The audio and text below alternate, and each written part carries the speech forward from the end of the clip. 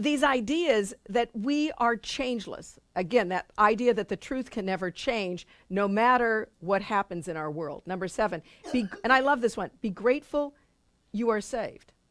Be grateful. Again, those two, 6 and 7, go together, that nothing can change that truth. I go back to this idea that, we have this thought that what happened was in the Old Testament, we had the Garden of Eden story where, Eve tempted Adam, and then God got mad at him because they had disobeyed him and threw him out. And then we lovingly get the better creation story in the New Testament with the prodigal son, where we find out it's not about God kicking us out, it's about us turning away from him.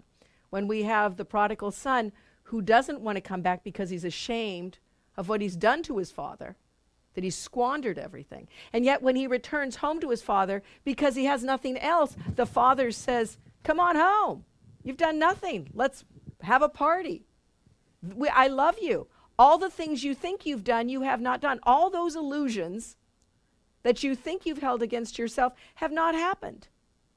I love you.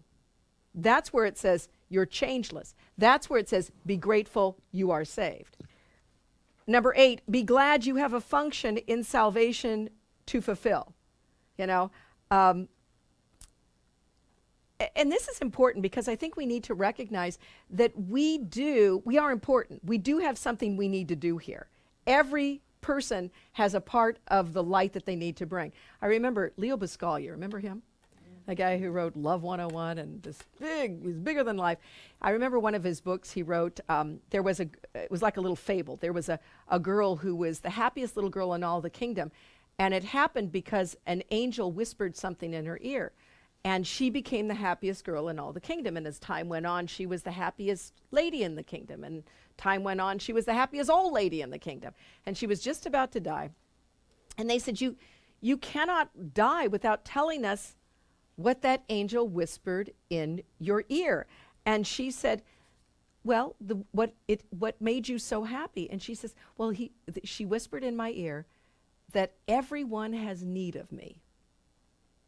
And what that means is, if you get it, you are important to everyone. You have something to give to all the world. You have something to give in every moment and in every circumstance. There's never a time when you are not important or valuable. And I think that gives us a sense of, it's important for me to get up and remember the truth today. It's important for me to remember, hold my mind, hold the thought of love within my mind because I'm valuable. Every encounter is a holy encounter. You have a purpose. And that's what it says here.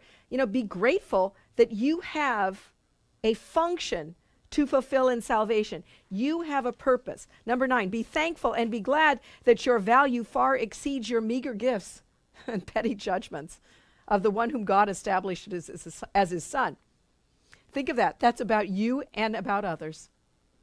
Be glad that your value and another's value as well transcends the little teeny things you think are valuable to you or that you have done, and even the petty judgments that you've made about yourself or others.